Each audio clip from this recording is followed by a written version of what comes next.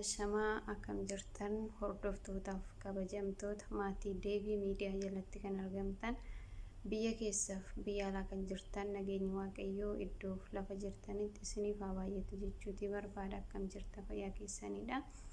Mana bira nagaadha, isin biras akka nagaa ta'u Waaqayyoo irraa abdiin qaba jechuutii barbaada. Kanattaan sudhaan har'a kanan argamu mana Deevii Miidiyaatitti. Mana Deevii Miidiyaatitti immoo maaliif argamtee jechuun keessaniin oolu guyyoota muraasaaf akkuma beeknu obboleessi keenya Montaayiz ta'eetti jira. Kanaaf gammachuu isaa godhachuuf kan mana isaatitti argame.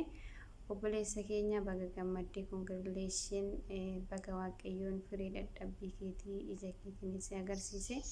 Baga milkoofte siin jechuuti barbaada. Dhugaa dubbachuudhaa fi gammachuun kee gammachuu keenyadha. Dadhabbiin keetii dadhabbii keenyadha. Obboleewwan keenya kiroomi keessa warroonni waliin turtanis maatii guutuurrattis akkasumallee sa'aatii guutuurrattis warroonni waliin tarabaatii turtan biyya keessa teessanii haala mijatuuf haala mijamne keessatti keessumatti obboleewwan kee biyya Arabaa immoo biyya hambaa keessa jirtan maal akka hojjechaatii oollu akkamitti akka nuti bilbila fayyadamaatii jirru nuuf Waaqa qofaadha kan beeku. Isinillee baga gammaddan baga dadhabbii firii keessanii ija keessaniin agartan isiniin jechuuti barbaada. Dadhabbii keessan taasistanii to'i rakkina isaa rakkina keessan taasistanii waliin dhimmamaatii turtanii obboleessa keenya kiroomii keessa kan baasan hundi keessanuu galatoomaa isiniin jechuuti barbaada.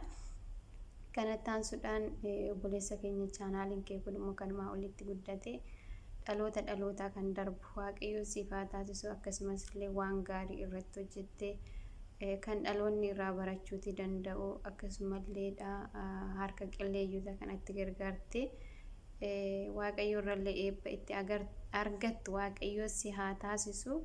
Jabaadhu siin jechuutii barbaada. Kanattaan sudhaan immoo obboleewwan keenya ammallee obboleessa keessan gargaarsi keessan barbaachisa. Maatii wayin immoo sa'aatii guute malee wanti inni bakka yaadeef wayin immoo kaayyeef karoora isaasan galmaan ga'e tokko hin jiru. Ammallee gargaarsi keessan isa barbaachisa. Viidiyoo inni gadi gadhiifatu irratti laayikii gochuudhaan sheerii gochuudhaan maamila isaa ta'uudhaan ammallee akka cinaan dhaabbattan asumaan dhaamsa kootidha. Mixii wal qabattee laga ceete akkuma jedhasanii. Kanaaf nus wal malee homaa hin qabnu.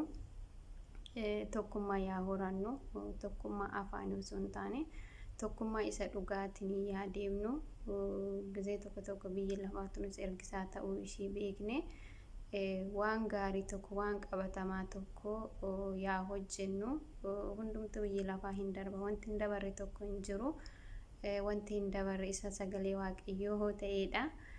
Kanaaf iyyuu waan gaarii tokko hojjenneetu hilliina keenyaafis ta'e Waaqayyoo fuuldurattis eebba argachuudhaaf galaa lubbuu keenyatiif ilaalle waan gaarii yaa dalagnu waan gaarii yaa hojjennu wal haa jaalannu wal haa kabajnu nama tokko namummaa isaatiin kabajuu fi namummaa isaatiin jaalachuudhaaf malee namni sun beekumsa qaba wayin immoo bareeduma qaba jennee adoo akkasitti ilaaluu baanne baay'ee gaariidha. Bareedinas kan namaa kennu beekumsas kan namaa kennu wanta hundumaa kan namaa kennu Waaqayyoodha malee ilmi namaa waan ofii isaatii fuudhee ofirratti hojjetu wayin immoo waan ofii isaatii fuudhee of tolchuu miti jechuudha. Kanaaf iyyuu ilmi namaa barqixi an akka ilma namaa biyya lafaa kanarratti kabajaa hin jiru an akka ilma namaa ulfina qabu hin jiru.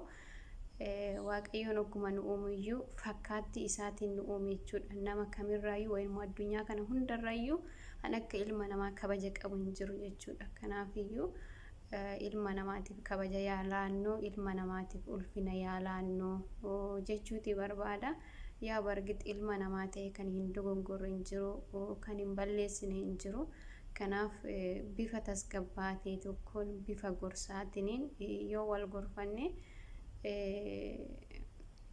sibiila ta'ee kan hin zaagnee fi ilma namaa ta'e kan hin balleessine hin jiru waan ta'eedhaaf kanaaf wal gorfannee to'ii wal sirreessuudha malee akka namni sun bakka inni dhaabbatu sanii siriisa akka inni badu wayin immoo namni sun akka deebi'ee hin mul'anne akka gizee tokko akka akka waan nuti akkasitti maalet dhiifama jechuudha na jalaa badee fakkeenyaaf amma namni tokko waan tokko yoo balleesse akka deebi'ee namni sun bakka isaanii hin dhaabbanne wayin immoo akka inni bakka sanitti deebi'ee hin argamne jechuudha. Gizee tokko tokko jecha itti wal qeeqnu miidiyaa kamirrattuu yoo hordofaatii jirra yoo nurrallee ga'uuti baate kanaafiyyuu inni sun immoo akkas osoo hin taane nama sayyoo nu danda'ame bifa gorsaatiin bifa tasgabbii ta'e tokko yoo kan deebi'u ta'e nama san gorfannee deeffachuu yoo nuuf hin danda'amne immoo waaqayyo kadhachuu fitii qabna malee deebinee biyyeetti gadi dabaluutii hin qabnu jechuudha. Wanti nuti irraa argannu tokko yoo hin jiru waan ta'eef jechuudha.